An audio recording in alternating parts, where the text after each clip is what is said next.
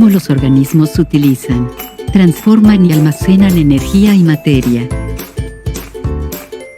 Comenzaremos con el estudio de las células como unidades básicas estructurales y funcionales de todos los seres vivos.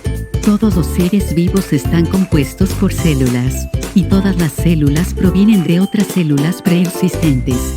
Estos pequeños enunciados constituyen uno de los conceptos de la teoría celular. Si bien parece en estos tiempos cuestiones básicas, estos simples enunciados permitieron estudios posteriores sobre estructura y funcionamiento de las células. Y entonces, ¿cómo está formada una célula modelo? Las principales partes de las células son el núcleo, el citoplasma y la membrana plasmática. El núcleo es una estructura bien diferenciada dentro de una célula eucariota. Posee una membrana formada por una bicapa lipídica similar a la membrana plasmática, denominada membrana nuclear. La membrana nuclear presenta poros por los cuales se transportan partículas desde él y hacia el citoplasma. El citoplasma, por su parte, permite el procesamiento de la energía y materiales. El citoplasma posee una fracción acuosa en donde se disuelven iones, glucosa, aminoácidos y ATP. Dicho lugar es donde ocurren las diferentes reacciones químicas. Y, finalmente, nos encontramos con la membrana plasmática, que conforma la superficie externa de la célula. Regula el transporte de materiales desde el interior y el exterior de la célula. Es capaz de mantener el medio interno diferente al medio externo y desempeña funciones de comunicación entre células. La célula, además, cuenta con otras organelas celulares, entre las que podemos destacar las mitocondrias, que son las encargadas de producir ATP y poseen dos membranas, una externa, que es lisa, y una interna, que presenta crestas. Después, tenemos los ribosomas, que son los encargados de sintetizar las diferentes proteínas que se producen en la célula. Por otro lado, encontramos el aparato de Golgi. Es una serie de sacos aplanados cercanos al núcleo que captan proteínas del retículo endoplasmático rugoso para empaquetarlas y hasta modificarlas para luego distribuirlas a través de vesículas a toda la célula o el exterior celular.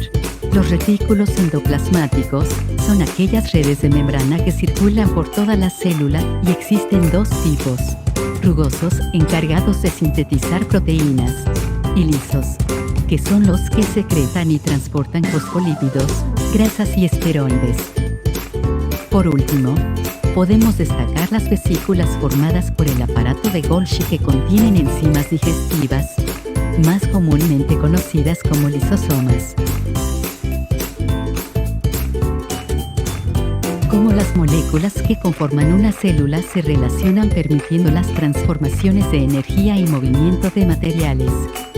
Las diferentes reacciones químicas que ocurren dentro de la célula, colectivamente llamadas metabolismo, incluyen las llamadas reacciones anabólicas, que son las que permiten la síntesis de nuevas moléculas, y las reacciones catabólicas, las cuales dan lugar a la degradación de moléculas complejas y más simples.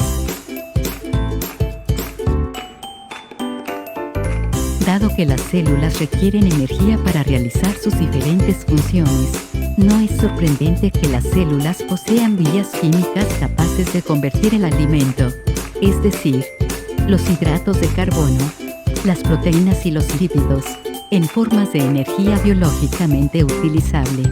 Este proceso metabólico es denominado bioenergética. Para poder realizar entonces cualquier actividad física, la energía contenida en los alimentos que ingerimos, debemos transformarlos en energía utilizable, en definitiva construir ATP. Por lo tanto, el conocimiento de la estructura y función de las células, con sus reacciones anabólicas y catabólicas incluidas, permite la identificación de mecanismos importantes para el entendimiento de la bioenergética. ¿Cómo se mantiene y controla el medio interno corporal? Definir homeostasis nos permitirá tener un punto de partida para poder considerar cómo el ejercicio puede modificar el medio interno. La homeostasis es el estado de equilibrio que guarda el medio corporal interno, que se relaciona a los múltiples sistemas reguladores del cuerpo. Generalmente el término se refiere a la manutención del medio interno durante condiciones basales o de reposo que resulta de las muchas respuestas compensatorias. Huesos. ¿Cómo se conforman?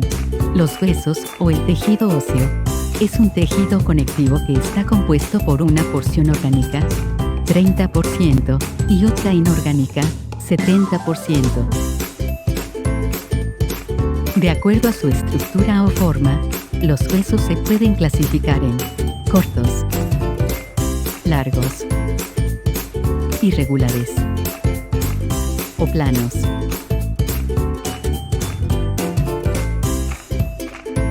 ¿Cómo es la estructura de un hueso largo? Un hueso largo está conformado por la diáfisis, parte central del hueso, la epífisis, que son los sectores terminales, tanto distal como proximal, la metáfisis, que son las regiones donde la diáfisis se une con la epífisis, y el cartílago articular es el encargado de reducir la fricción en la articulación con otro hueso. ¿Qué son las articulaciones? Las articulaciones son el punto de unión entre dos o más huesos. Son las que permiten el movimiento del aparato locomotor, aunque no por sí solas, ya que reciben ayuda de los músculos para responder a las fuerzas que actúan sobre el cuerpo. Por su estructura se las puede clasificar en fibrosas, cartilaginosas y sinoviales. Por su funcionalidad se las divide en sinartrosis, son aquellas articulaciones sin movimiento; anfiartrosis, las que tienen un movimiento restringido; y diartrosis, las cuales tienen mucho movimiento. Pero ¿y los músculos? ¿Para qué sirven? Los huesos no pueden moverse por sí solos. Los movimientos son resultado de la contracción y la relajación de los músculos. La función más conocida de estos está relacionada al movimiento. Sin embargo, desarrollan tareas como la regulación del volumen de los órganos, la generación de calor y el impulso de líquidos y alimentos a través del cuerpo. Existen 3 tipos de tejido muscular. El músculo liso, que se ubica en las paredes de los órganos internos. El músculo cardíaco es el que está ubicado en las paredes que forman el corazón. Y el músculo estriado o esquelético, el cual forma parte del aparato locomotor, y gracias a su contracción y relajación tienen lugar los movimientos de nuestro cuerpo. La contracción muscular sienta sus bases en el modelo de deslizamiento de filamentos. En general, los filamentos de miosina toman a los filamentos de actina y hacen que estos se deslicen sobre ellos, haciendo que los discos Z se acerquen, sin que se acorten o modifiquen los propios miofilamentos. El acortamiento de cada sarcómero produce la contracción de la fibra muscular y por lo tanto la de todo el músculo. Cuando el impulso nervioso llega al músculo, del retículo sarcoplásmico se liberan iones de calcio, los cuales hacen que las proteínas reguladoras se alejen de los sitios donde se une la miosina con la actina. El impulso nervioso llega a la terminación axónica de la neurona motora y desencadena la liberación de acetilcolina. La acetilcolina se difunde a través de la hendidura sináptica, se une a sus receptores de la placa motora y desencadena un potencial de acción muscular. La acetilcolinesterasa de la hendidura sináptica destruye la acetilcolina, de manera que no surge otro potencial de acción muscular, a menos que se libere más acetilcolina de la neurona motora. El potencial de acción muscular que viaja a lo largo del túbulo transverso abre los canales de liberación de calcio de la membrana del retículo sarcoplasmático, lo que permite que los iones de calcio fluyan al sarcoplasma. El calcio se une a la troponina del filamento fino, lo que expone los sitios de unión a la miosina. Luego se da lugar a la contracción, donde los golpes de fuerza usan ATP. Las cabezas de miosina se unen a la actina, rotan y se liberan. Los filamentos finos son arrastrados hacia el centro del sarcómero. Seguidamente, se cierran los canales de liberación de calcio del retículo sarcoplasmático, y las bombas de transporte activo de calcio usan ATP para restablecer el bajo nivel de calcio del sarcoplasma. El complejo troponina-tropomiosina se vuelve a deslizar a la posición en la que bloquea los sitios de unión a miosina de la actina. Finalmente, culmina el proceso de contracción muscular cuando el músculo se relaja. Desde el punto de vista de la mecánica, podemos encontrar la estática, que estudia los materiales que se encuentran en equilibrio estático, y la dinámica, que estudia los cuerpos en movimientos. Para entender un cuerpo en movimiento es necesario conocer las fuerzas que actúan en un cuerpo que no tiene movimiento. La dinámica se divide en cinemática, que es el estudio de la geometría de los movimientos, que incluye desplazamientos, la velocidad y la aceleración, y la cinética, que incorpora los conceptos de masa, fuerza y energía a la noción de movimiento. Una fuerza se caracteriza por el efecto que produce, es decir, por cambiar el estado de reposo o de movimiento de un cuerpo. Más concretamente, por cambiar la relación entre la posición y el tiempo, que se traduce en la velocidad del mismo. El cambio de velocidad se denomina aceleración. La aceleración es la magnitud física que mide la variación de la velocidad con respecto al tiempo. Para conocer cómo se mueven los cuerpos es necesario ver cómo actúa la fuerza sobre ellos. Las leyes enunciadas por Newton y consideradas como las más importantes de la mecánica clásica son tres.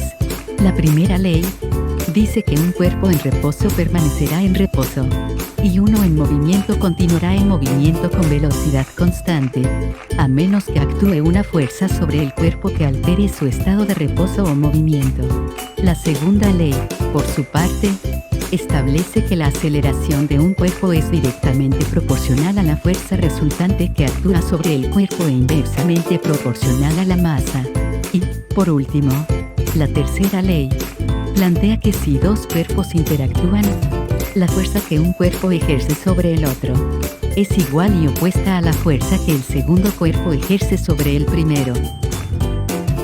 Para realizar el análisis de un movimiento, a partir de la biomecánica, necesitamos nociones básicas de mecánica clásica, abarcando la estática y la dinámica de los cuerpos, y conocer los sistemas de palancas, tipos de movimiento y efecto que la gravedad ejerce sobre el cuerpo.